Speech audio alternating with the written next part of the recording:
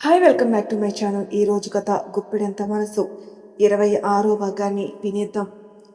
అంజనా గారు 2 చేతులతో తల పట్టుకుని ఆ జ్ఞాపకాలు గుర్తు తెచ్చుకోవడానికి ప్రయత్నిస్తుంటే కళ్ళ వెంపట కన్నీళ్లు కారుతాయి.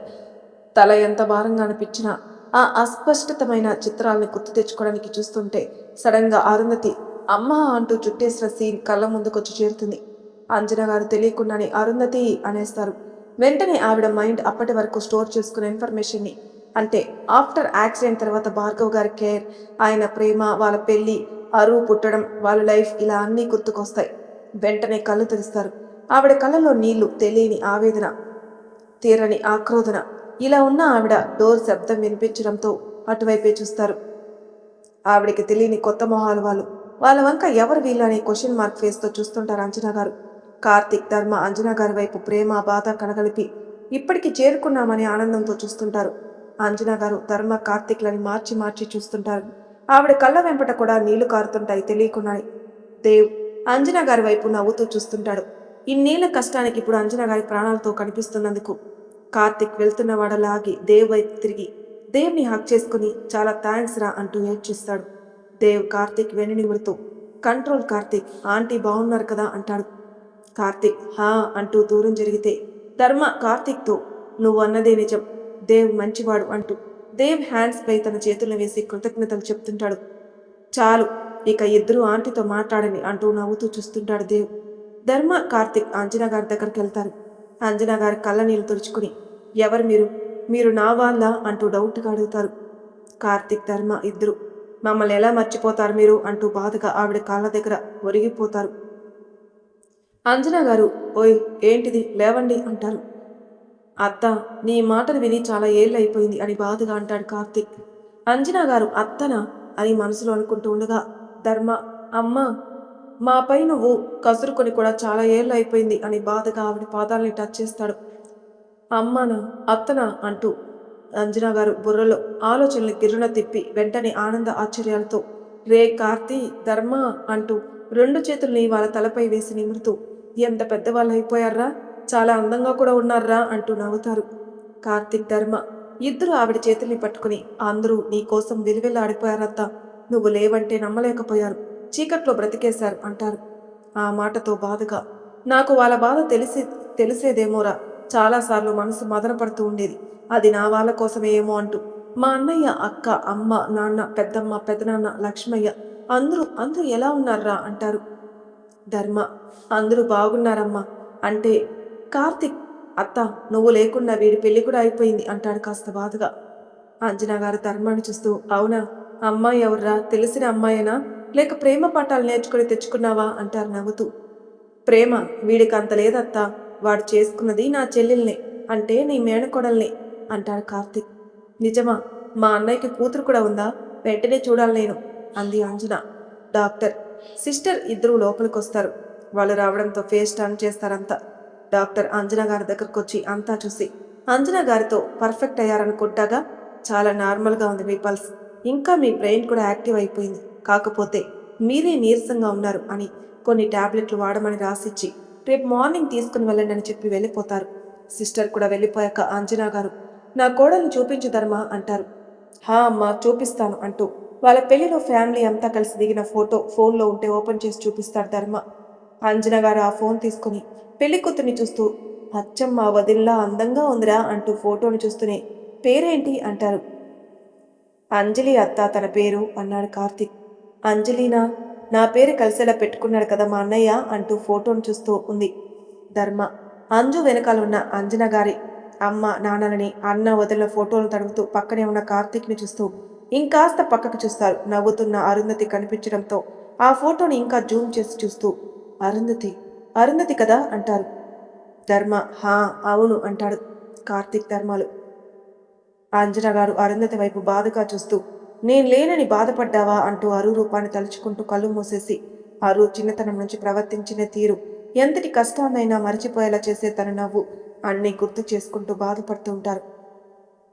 ఇదంతా చూస్తున్న దేవ్కి నేనెందుకు ఇలాంటి ఫ్యామిలీలో పుట్టలేకపోయాను, ఇన్ని అందమైన రిలేషన్స్, ఎన్నో అందమైన భావాలు, ఆత్మీయతతో మనసుని తాకే పలకరింపులు, వీటన్నిటినీ నాకెందుకు దూరం చేశాడు ఆ భగవంతుడు. ఇలా చేసిందే కాక పెంచి పోషించిన కుటుంబ రుణాన్ని తీర్చుకోవడానికి ఒక చెత్త పని చేయించాడు. ఇలా ఎందుకు తయారైందో నా బ్రతుకు అనుకుంటూ ఉంటే కళ్ళు కన్నీల పర్యంతం ఆవబోతుంటే వెంటనే బాధను లోపలికి దిగమింగుతాడు. కార్తిక్, ధర్మ ఆవిడ కాళ్ళ దగ్గర నుంచి లేచి నిలబడతారు. కార్తిక్ అంజనా గారి భుజంపై చేయి వేస్తాడు. అంజనా గారు కళ్ళు తెరిచి, నేను నా కూతుర్ని వెంటనే చూడాలరా అన్నారు. తను ఇండియాలో ఉంది అత్త. నువ్వు ప్రాణాలతో ఉన్నావో లేవో అని సందిగ్ధంలో ఉంది. వాట్? ఉన్నానో లేనో అంటే తను నన్ను ఇలా బెడ్పై పడి ఉండడం చూడలేదా? లేదమ్మా, నీకు యాక్సిడెంట్ అయ్యాక ఆరు నేను చూడని లేదు. మరి నేను ఇక్కడ ఎలా ఉన్నాను? దేవ్ వల్లే అంటారు కార్తిక్, ధర్మాలు. అంజనా గారు దేవ్ వైపు చూసి దండం పెడుతూ, నేను అనాథన కాదని తెలుసుకోవడానికి నన్ను బ్రతికించి ఉంటా. నా ఫ్యామిలీ బాధ తీర్చా. నీ రుణం ఎలా తీర్చుకోవాలి అని అంటున్న అంజనా గారికి దేవ్ అడ్డుపడుతూ ఆవిడ చేతులు పట్టుకొని, ఆంటీ, నేనే మీకు దండం పెట్టాలి, నన్ను క్షమించమని. సాటి మనిషిగా మీ ప్రాణం కాపాడాను. ఇందులో నన్ను పొగడాల్సిన విషయం లేదు, కానీ నన్ను తిట్టే విషయం ఉంది ఆంటీ. మీరు నన్ను అసహించుకునే విషయం కూడా ఉంది ఆంటీ. నేను చెప్పకున్నా వీళ్ళిద్దరూ చెప్పేస్తారు. అప్పుడు నేను తల వంచుకోవాలి. అది తప్పని నాకు తెలుసు ఆంటీ, కానీ చేయాల్సి వచ్చింది. తను చేసింది చెప్పడం మొదలుపెట్టాడు. భార్గవ్ గారు మీ భర్త. ఆయన మా నాన్నకి బిజినెస్ రంగంలో ఎదురు నిలిచారు. మా నాన్నకి ప్రాఫిట్స్ లేకపోవడంతో భార్గవ్ గారికి ఎదురు నిలవలేక ఆత్మహత్య చేస్తున్నారు. ఆయన మరణాన్ని భరించలేని మా అమ్మ పిచ్చిదానిలో అయిపోయింది. ఇదంతా చూసి తట్టుకోలేని నేను భార్గవ్ గారిని కిడ్నాప్ చేస్తాను. ఇది మీరు తిట్టుకునే విషయమే. మా అమ్మ బాధకి ప్రతీకారంగా మీ అమ్మాయి జీవితాన్ని నాశనం చేశాను. ప్రతి క్షణం బాధ పెట్టాను, భయపెట్టాను. తనకి జీవితం లేకుండా చేశాను అనుకునేలా చేశాను అంటాడు. ఇది మీరు నన్ను అసహించుకునే విషయం అంటాడు. అంజనా గారు దేవ్ వైపు చూసి నవ్వుతారు. కార్తిక్, ధర్మ దేవులకి అర్థం కాదు. అంజనా గారు అలానే నవ్వుతుంటే కార్తిక్, అత్త ఏమైంది అంటాడు. అంజనా గారి నవ్వడం ఆపి హాస్యమాడుతున్నాడు కదా ఈ దేవు. రే, నీకు ప్రాణం విలువ తెలుసు, బంధం విలువ తెలుసు. ఇన్ని తెలిసిన నువ్వు నా కూతురి జీవితం నాశనం చేశావంటే నేను నమ్మడానికి పిచ్చిదానిలా కనిపిస్తున్నానా అంటారు. కార్తిక్, నువ్వు సూపర్ అత్త. ధర్మ, అమ్మ నువ్వు జీనియస్. మేము దేవ్ ఏంటి అనేది అర్థం కాక తల పగలు కొట్టుకుంటున్నాం, కానీ నువ్వు ఒక్క మాటలో చెప్పేశావు అంటారు. అంజనా గారు నవ్వడం ఆపేసి దేవ్ వైపే చూస్తారు. అప్పుడే డోర్ ధడేల్మని తెరుచుకుని ఒక వ్యక్తి లోపలికి పడిపోబోతుంటే ఒక అమ్మాయి అంకుల్ అంటూ పట్టుకోబోతూ లాస్ట్కి ఎలాగో ఆయన పడే సమయానికి పడకుండా గట్టిగా పట్టేసుకుంటుంది. ఓపిక లేని ఆయన ఎలాగో శక్తి కూడగలుపుకొని తలెత్తి చూస్తాడు. ఎదురుగా బెడ్పై ఉన్న అంజనా గారిని చూసి ఇప్పటి వరకు ఆవిడ లోకంలో లేదు అనుకుని లోకమే శూన్యం అయినట్టు భావించిన అతను ఆవిడ్ని చూడగా ఆయన కళ్ళు వర్షిస్తూనే మనసు తెలియని పరవశానికి గురి అవుతుంటే మాటలు కూడా పలుక్కుంటూ అంజనా అని ఎంతో ప్రేమగా పిలుస్తాడు. అప్పటి వరకు అందరూ ఆయన్నే చూస్తుంటే దేవ్ ఈయన ఎలా తప్పించుకున్నానని ఆలోచిస్తూ ఉంటే ఆయన పిలుపుకి తరించి అంజనా గారు భార్గవ్ భార్గవ్ అంటాడు. భార్గవ్ అంటే అని ధర్మ, కార్తిక్ ఒకరినొకరు చూసుకుంటారు. అంజన గారి పిలుపుకి వీళ్ళ వైపు చూసిన అమ్మాయి కార్తిక్ని, ధర్మాన్ని చూసి, అన్నయ్య, ధర్మ మీరేంటి ఇక్కడ అంటూ భార్గవ్ గారిని పడిపోకుండా బలంగా పట్టుకుంటూ ధర్మతో, మొన్ననే కదా పెళ్ళయింది, మీరు ఇక్కడ ఉన్నారేంటి? మా అంజు ఎక్కడ? అసలు మీరేంటి ఇక్కడ? ఇదంతా నిజమేనా అంటూ తన ధోరణిలో తను మాట్లాడుకుంటూ ఉంటుంది. కార్తిక్ కూడా షాక్గా, నవ్య నువ్వేంటి ఇక్కడ అంటాడు. ధర్మ అడగడు, ఎందుకంటే అంతకన్నా షాక్ న్యూస్. భార్గవ్ గారిని దేవు బంధిస్తే ఆయన ఇక్కడికి ఎలా వచ్చారనేది. అలా భార్గవ్ గారిని చూస్తూ ఉంటారు. తర్వాత చెప్తానన్నయ్య అని నవ్య అంటుంటే భార్గవ్ గారు అంజనా గారి దగ్గరకు రావాలని నవ్య చేతుల్ని తోసేస్తూ ఉంటారు. నవ్య, అంకుల్ మీరు పడిపోయేలా ఉన్నారు అంటూ, ఆ ఆంటీ మీకు తెలుసా అని అంజనా గారి వైపు చూసి భార్గవ్ గారిని అంజనా గారి దగ్గర తీసుకుని వస్తుంది.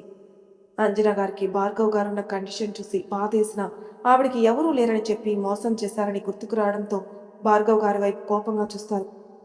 భార్గవ్ గారు అంజనా అంటూ బెడ్పై ఉన్న ఆవిడ్ని పట్టుకోబోతుంటే అంజనా గారు కోపంగా, నన్ను ముట్టుకోవద్దు అంటారు. భార్గవ్ గారు బాధగా చూస్తుంటే అంజనా గారు, ఎందుకు చెప్పలేదు నాకు ఫ్యామిలీ ఉందనే విషయం అని గట్టిగా అరుస్తారు. భార్గవ్ గారు తలదించుకుని పక్కకు చూడగానే దేవ్ కనిపిస్తాడు.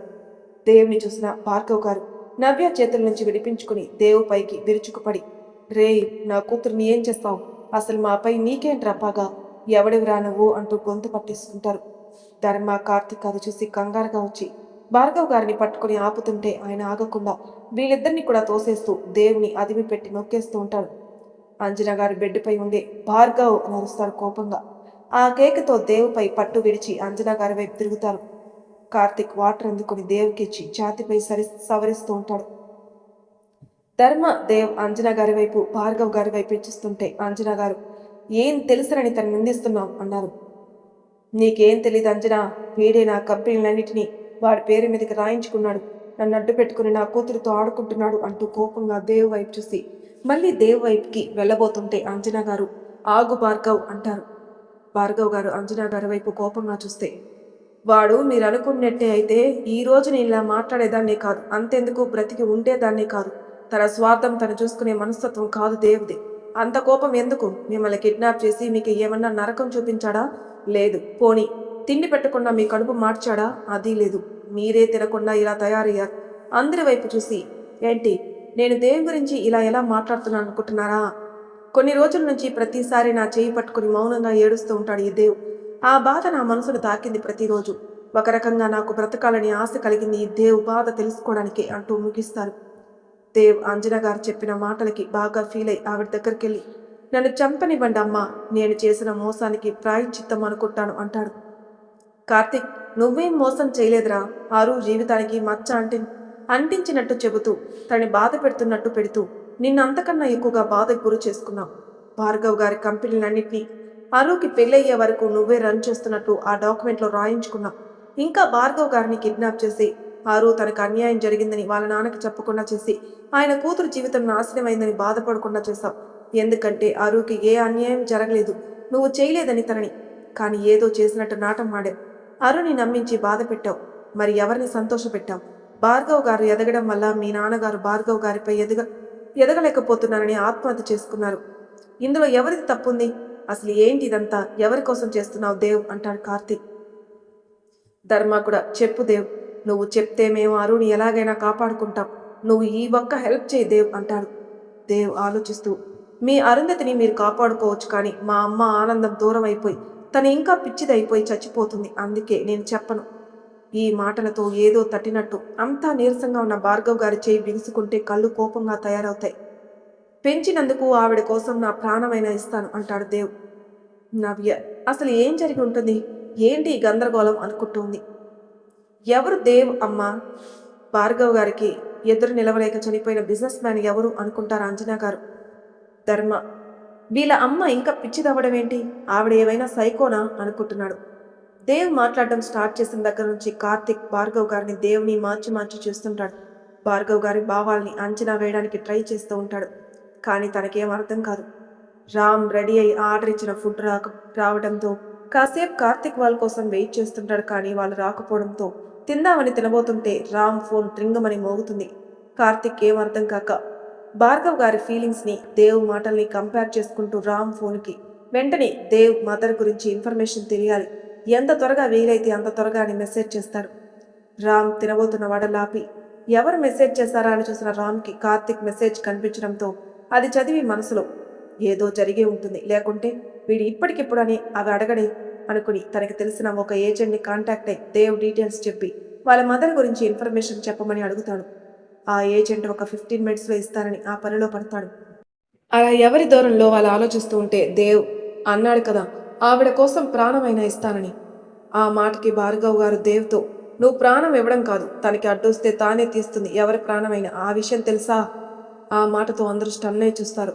దేవ్ వాళ్ళ అమ్మ గురించి భార్గవ్ గారు అలా మాట్లాడడంతో దేవ్ కోపంగా, మీరెవరి గురించి మాట్లాడుతున్నారు? నువ్వు మాట్లాడవే ఆవిడ గురించి అన్నాడు భార్గవ్. దేవ్, ఆవిడ గురించి మీకేం తెలుసు అసలు అన్నాడు. భ్రమర, తను ఒక సాఫ్ట్వేర్ ఎంప్లాయ్, మీ నాన్నని ప్రేమ పేరుతో నమ్మించి గొంతు కోసేసిన రాక్షసి, నువ్వు తెలుసుకో తన గురించి. అండ్ వన్ మోర్ థింగ్, మీ నాన్న ఆత్మహత్య చేసుకోలేదు, భ్రమరానే చంపేసింది అన్నాడు భార్గవ్ గారు. ఆ మాటతో అందరి బ్రెయిన్స్లో అలాంటి ఆడది కూడా ఉంటుందా అనే ఆలోచన వస్తే దేవికి మాత్రం ఆ విషయం నమ్మేలా అనిపించదు. మీ నాన్నది ఆత్మహత్యలా సృష్టించి నువ్వు నా కంపెనీ లాక్కునేలా చేసి నాపై కోపాన్ని తీర్చుకోవడానికి నిన్ను ఒక పాములా వాడుకుంది అన్నాడు భార్గవ్ గారు.